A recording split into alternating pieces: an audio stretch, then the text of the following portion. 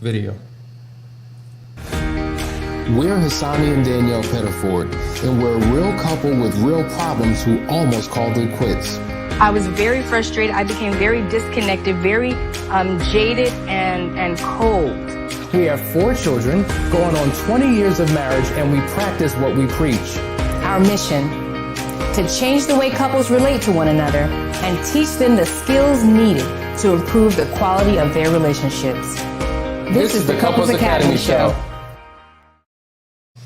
Well, good morning, everyone. Welcome to the Couples Academy Show. My name is Hassani. And I'm Danielle. And we're here again for another great morning to get into some great content because we have a lot to share with you here this morning. We've been talking about relationships, marriage, infidelity, overcoming hard times and difficult situations. And we want to keep this conversation going to make sure that you get exactly what you need.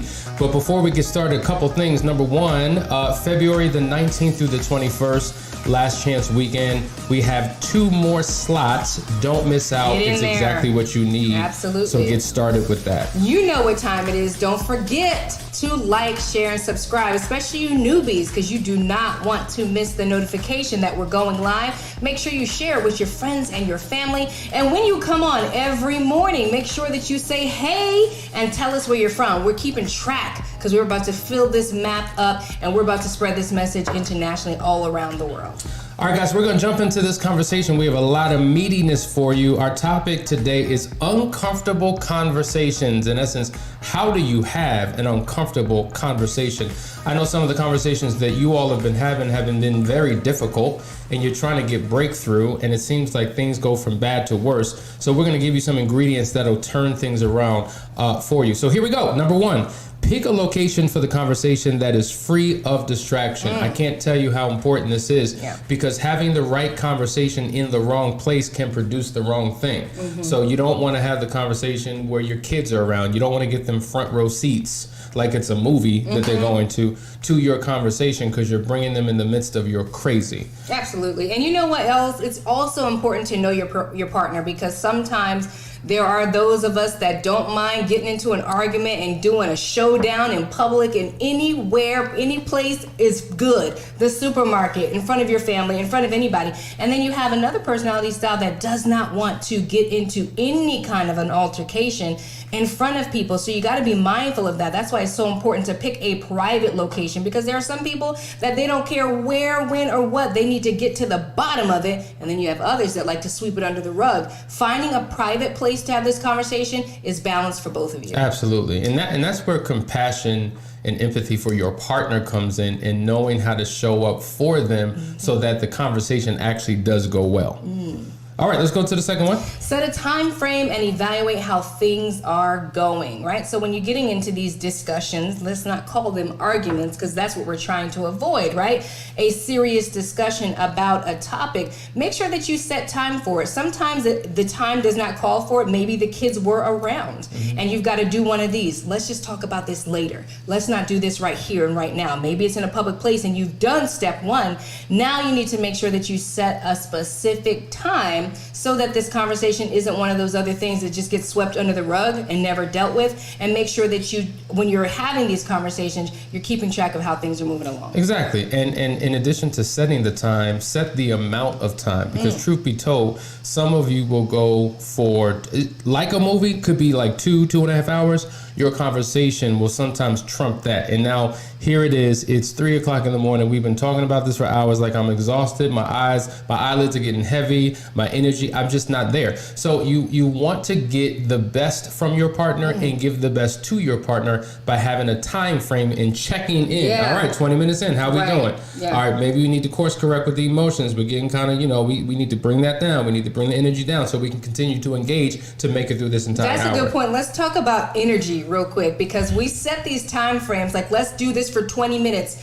There are some people, we talk in Enneagram now because I'm always going to speak the language of the Enneagram. There are some personality styles that just do not have enough energy to go with you into these deep conversations for hours. They will tap out. Their eyes will begin to glaze over and they will become aloof because they just don't have the capacity the way that you do. So typically, I call them the green pearls. That's the 2s, 3s, and 4s. If you don't know your number, you need to find out. Twos, threes, and fours have the energy to go on and on and on. Whereas 5, 6, and 7s, these are the blue pearls, they're the mind people, they really don't have the capacity. They run out of energy very fast. And so it's so important to know who you're talking to, because if you're both in the green pearl and y'all could go for hours, hey, go for it, get it all resolved. But if you're mismatched in that way, you want to make sure that you have the best conversation that's going to come to a solution before one person gets frustrated or the other person falls asleep. Yeah, great point. Great point. What's the next one? The next one, be warm and non-confrontational. See, a lot of times we show up with our dukes up. We show up, we got the Vaseline, we got the gloves, we ready to go. Because we sparring. That's what we're doing. And we don't realize, listen, we're on the same team. Yes. It's not about me being right. It's not about you winning and you being right. It's about us both being on the right side of this issue. And in order to do that, sometimes you have to drop your agenda and you have to meet in the middle and figure out what will make this relationship better as a result of this conversation. And so, listen, we don't need to slug it out. We don't need to be mean, mad, and surly. You want to be warm because the way you approach your partner really impacts the way that they react and respond to what it is that you're saying. So that's why you never want to have a difficult conversation when you are in your feelings, because frustration and anger and fury and rage or whatever it is, it's only going to make matters worse, because what happens is your mind shifts into the emotional brain and you can't logically think and process, and you're saying whatever comes to your mind and you don't care about the consequences, and it only makes matters worse. So your disposition, your tone, your approach is everything. I got a comment here. Now you're talking my language when you start talking about the brain, because that's absolutely true. And Louisa says, I usually beat the dead horse. So one thing I have been doing when I need to have a conversation with my husband is write down talking points that make me stay on track. And that's powerful, because see that's that thing that drains us when we start beating that horse with a bat. That horse has been dead, right? And you know what happens is that our conversations just begin to spiral, right? So they spiral all over the place, and that's why those points, that's a very valuable point to add, is to have points. What's the next one? Okay, don't flood or lecture. I mean, that's kind of going right there, isn't it? You know, when you get into your emotions, like Hassani's last points, like you don't want to be overly emotional about it. But sometimes, I mean, let's just be honest, some of the conversations that are coming up or whatever the issues are, you know, triggering points for us, right? So we all understand what triggering means. Sometimes it's the word or the tone or the style that you said, or maybe it's a conversation that has come up 1,000 times and you are already emotionally triggered. And so what ends up happening is that when you are not being conscious, right, and you're just kind of flowing with your emotions, you will begin to flood. This is when you start to bring up all the historical history moments of every argument that you've had, right? And every point is coming into this one conversation, and this is how we start to go all over the place.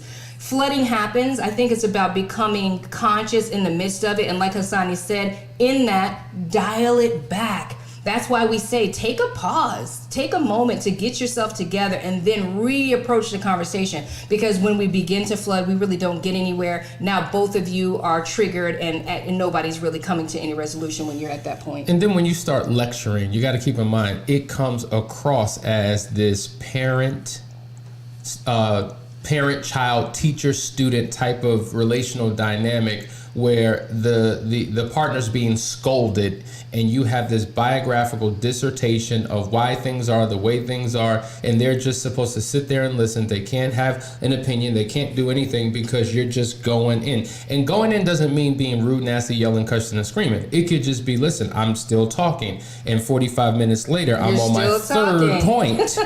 Or the first point, still the first point. I think that's why it's valuable to set a time limit, right? If you know that you got 20 minutes right now, we're going to have this conversation. You could even go so far as to say, 10 minutes for you, 10 minutes for me. However, you got to work it out so that one person doesn't feel lectured. And I feel like we tend to do that to each other, don't we? We're like, one person's lecturing and you're trying to shut their lecture down so you can get to your lecture. The big idea is no lecturing, no flooding. And lecture implies that I need to teach you something. This is something that you need to learn, right? And so that whole disposition doesn't work in a relationship. And so to the point, 10 minutes, that's a lot. Maybe if that is a long time. Maybe 3 minutes. Who's ever got the pen, 2 minutes. 2 minutes are up. There you go. That's right, my turn. And don't interrupt. We talked about this last. Don't interrupt me, because I got something sharp in my hand. What are the challenges that you guys are facing with having difficult conversations? Where do you struggle the most? Where do you wish that you could receive the most breakthrough? We want to hear from you. Post your comments right here. You're watching the Couples Academy Show. We'll be right back.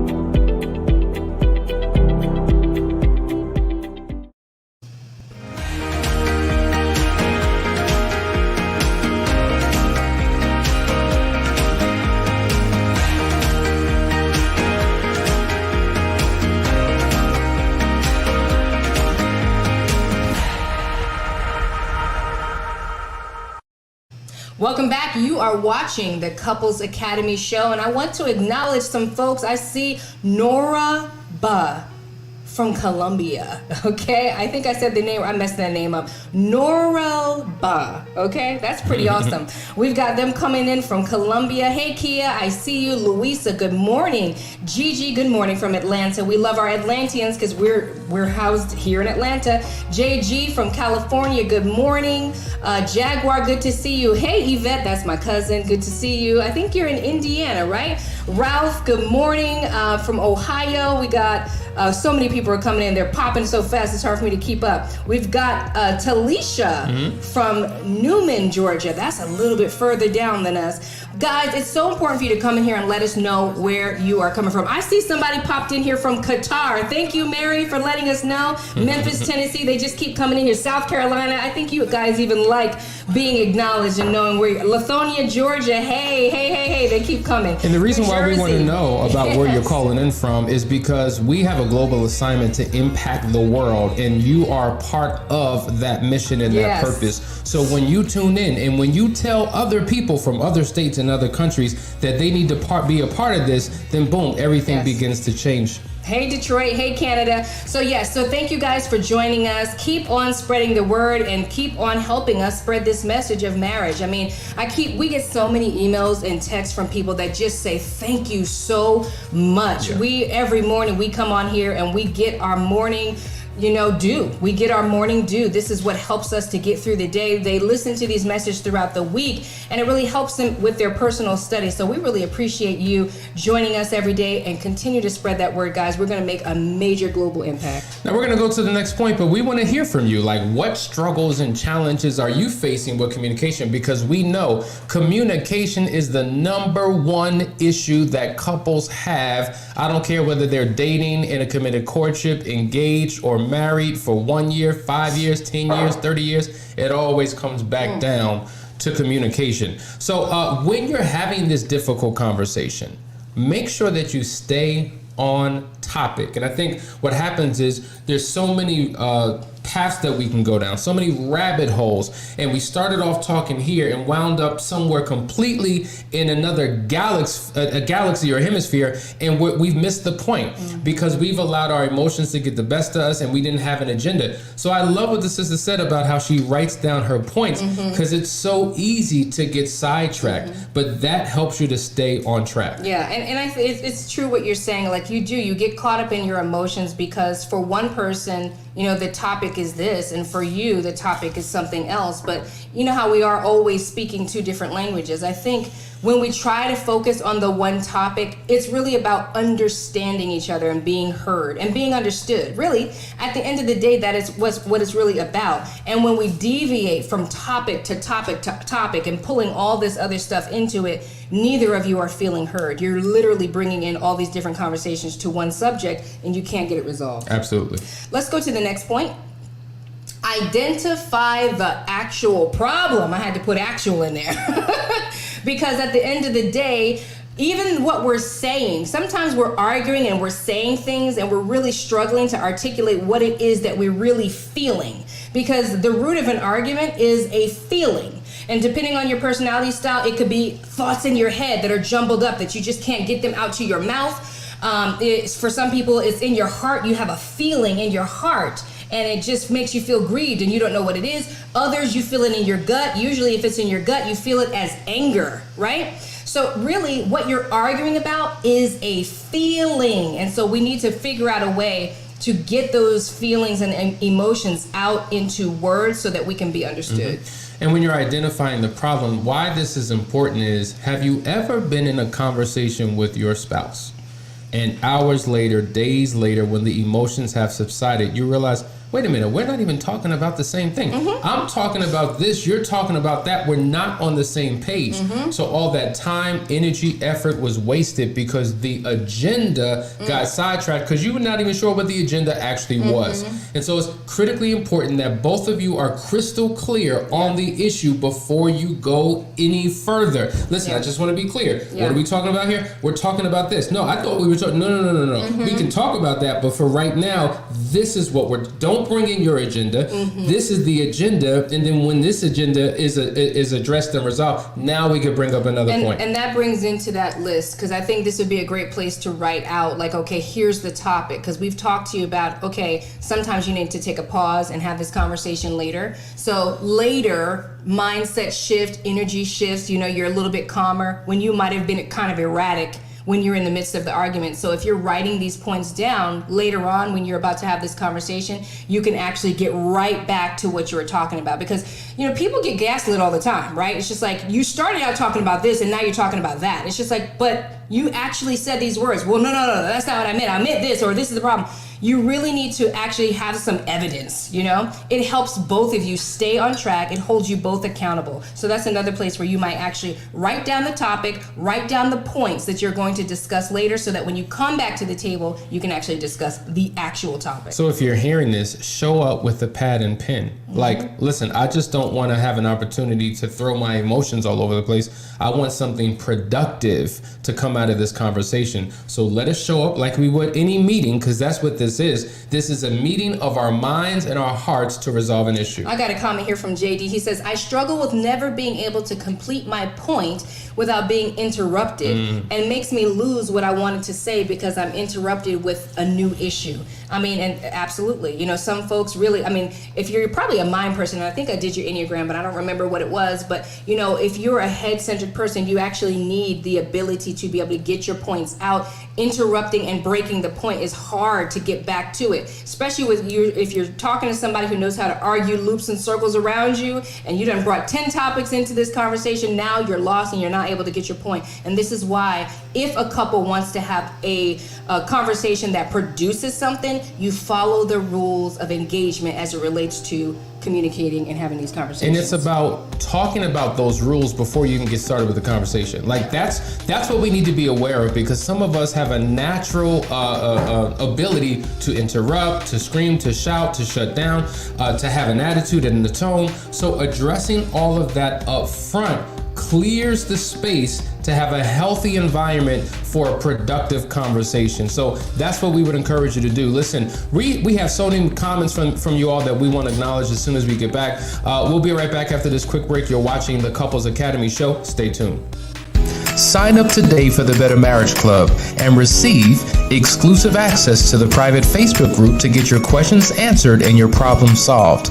Access to our marriage library of live seminars. Watch the Couples Academy Daily Show. Call the help hotline for laser coaching. Get our weekly action guides and receive a private one-on-one call with one of our marriage coaches. To join the Better Marriage Club, simply text MARRIAGE to 973-490-4668. Join today. Your marriage deserves it.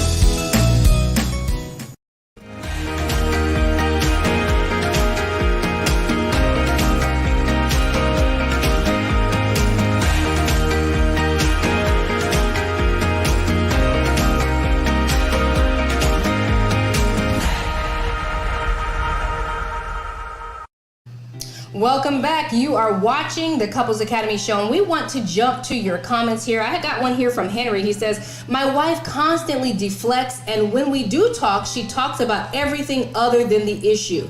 It is really frustrating. We know exactly what that is. I think we all are guilty of that at times, because sometimes it's hard to hear about ourselves, or we're so quick to defend and we want to go on to something else. And so this is why it's important to preface the conversation. Hey babe, I want to talk to you about something. This is what's on my mind. Can we create some space later to talk about it? Yes. And so one of the points we talked about is staying on topic, right? So if you can get an upfront agreement from your partner before you even get into the conversation to stay on topic, is your job to remind them, all right, babe, we said we would stay on topic. Listen, I'm sure there's some issues I have, but let's deal with yours. And then once we've concluded that, let's go into another conversation and talk about some of mine. That's fair. Yep, Above says gaslighting is the devil. I just had to put that out there because I 100% agree. Thank you for that comment.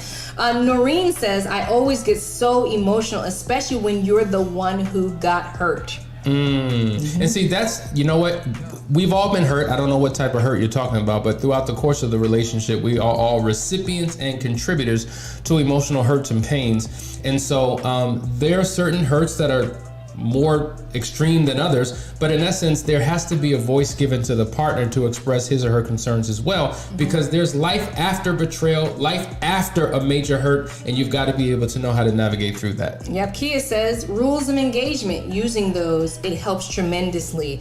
And yeah, she's co-signing there. I mean, think about a country with no laws. What kind of chaos and anarchy would we have if there were no rules and no laws? And what happens when you break the law? There is a penalty.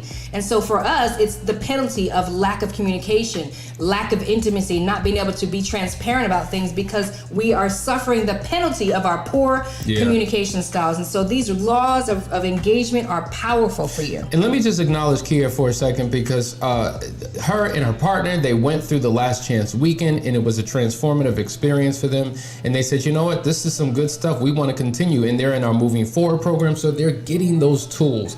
They're getting the insight, and they're experiencing a breakthrough. And so we're happy to have you as a part of our daily show. Vincent has a good point. The deflection to prior issues that aren't resolved because of the deflection in those previous talks. I mean, that's a good point. You know, a lot of times we're deflecting to issues. We should not be deflecting, right? But what happens? You get into these conversations, and now you start to think, hold up, back in the day, and you're thinking about issues that were never resolved, and you bring that historical data into your current conversation, and now there's an explosion, and you don't move forward. And it actually repeats itself. That's what it sounds like you're saying. Like, here we are deflecting again from an old previous conversation. Now the next conversation is going to constantly deflect back to the last conversation, because we're not resolving these issues. Yeah, that's so true. And that's why not just conclusion, because you can conclude a conversation, but it's about resolution and conclusion.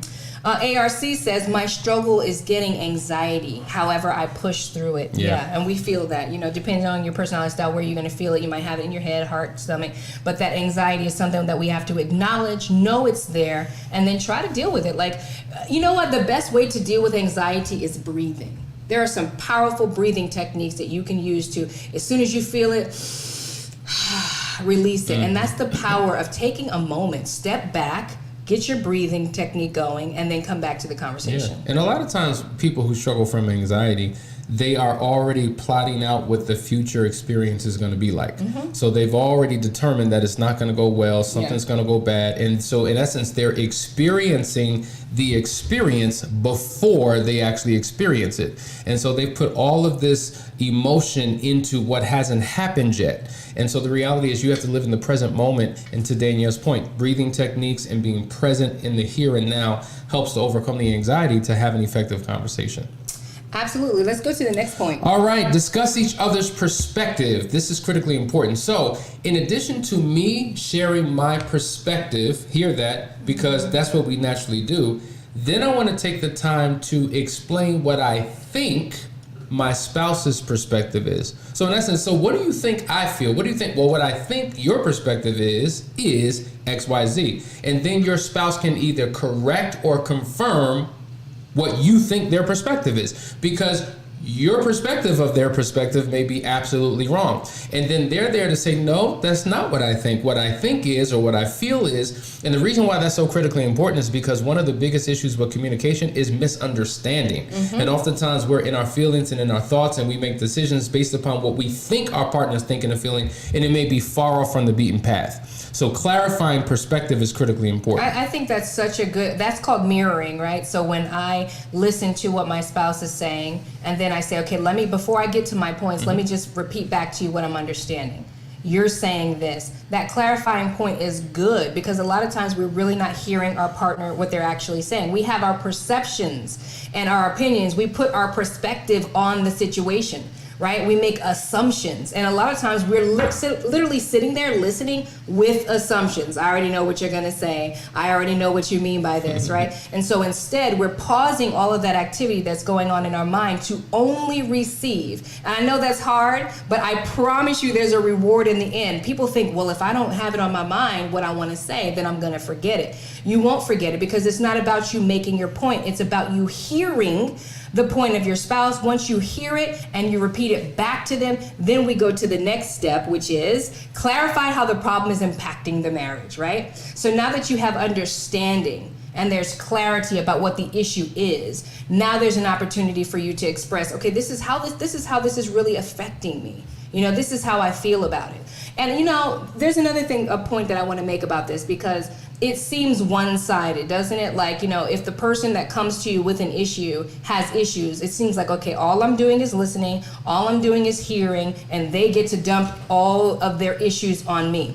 At the end of the day, acknowledging their feelings and how they felt about a situation doesn't necessarily mean that you agree with what they thought was going on, right? There are perspectives there. You will have a chance to clarify, hey, this is what's really going on. This is what really happened. And you can leave that with them and allow that person to accept or refuse to accept what it is that you're offering. And that's kind of where couples end off with it. Like, at the end of the day, if there's peace, and you can walk away feeling like you were heard, you've done an amazing thing. Yeah. Most of the time, couples walk away from arguments feeling like they weren't even heard. Exactly. Just frustrated. And so that leads us to the last point, guys. Brainstorm and discuss solutions to the problem. We could spend hours and hours and hours talking about the problem and never get to a resolution. But if we make an upfront agreement, hey, why don't we have a solution-oriented conversation? Listen, I know you feel the way you feel. I feel the way I feel. We can discuss that. But truth be told, we've been discussing that forever. We already know. Over and over again. We already know what the problem is. Yeah. How about we jump into some solutions? So when you're brainstorming possible solutions, the reality is not everything's going to make sense. Not everything's going to work. Not everything will you agree with either. Exactly. Right. And it's okay. That's why you want as many possible solutions to solving the problem as you can come up with. So if I have 8 different ways to solve this problem, Danielle has 7 different ways. Well, that's a total of 15 right there. Then as we talk it through, she may like 3 of mine. I may like 3 of hers. That becomes our agreed upon approach to solving the problem. That's the sweet spot. So we found an area of commonality, and now we have an agenda to work this issue out. I love that. I mean, I think it's great. You know what came to my mind just listening to that is, how you talk about the book of Danielle, how you should know your spouse. Well, what about the book of engagements or the book of solutions, right? Because to your point, a lot of times we have these conversations and we come to understanding and solutions about it, but then maybe a month later, we're still talking about it.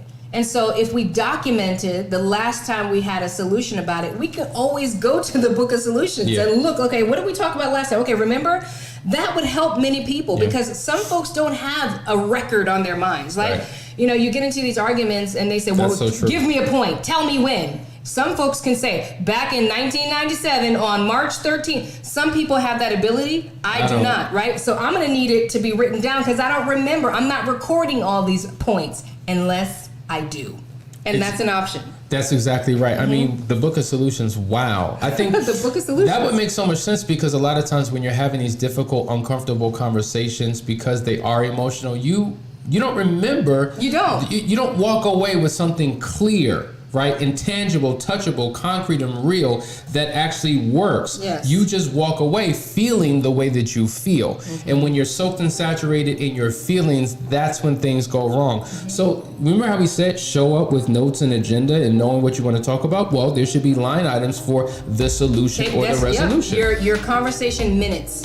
Right? Take minutes. Man. And now you have it documented. Can we do that? You'll never forget. Absolutely. We are going to do that. See, we don't play, y'all. We apply. We don't just talk about it. We are about it, aren't we? Let's get it. Let's get it. Get it. Guys, this is the Couples Academy show. You just learned how to have an uncomfortable conversation. We've robbed you of every excuse for things to go wrong. Now watch this video with your spouse. Break out a pad and pen. Talk about where you show up, where you go wrong, and let this be a tool to take your relationship to the next level. Tune in tomorrow. We're going to have another great conversation. We're going even deeper than where we went today. Love you guys. Make sure you like, share, and subscribe. We will see you in the AM. Bye. Take care. If you would like to be a guest on our show, or if you're interested in one of our restoration programs, contact us today at couplesacademy.org.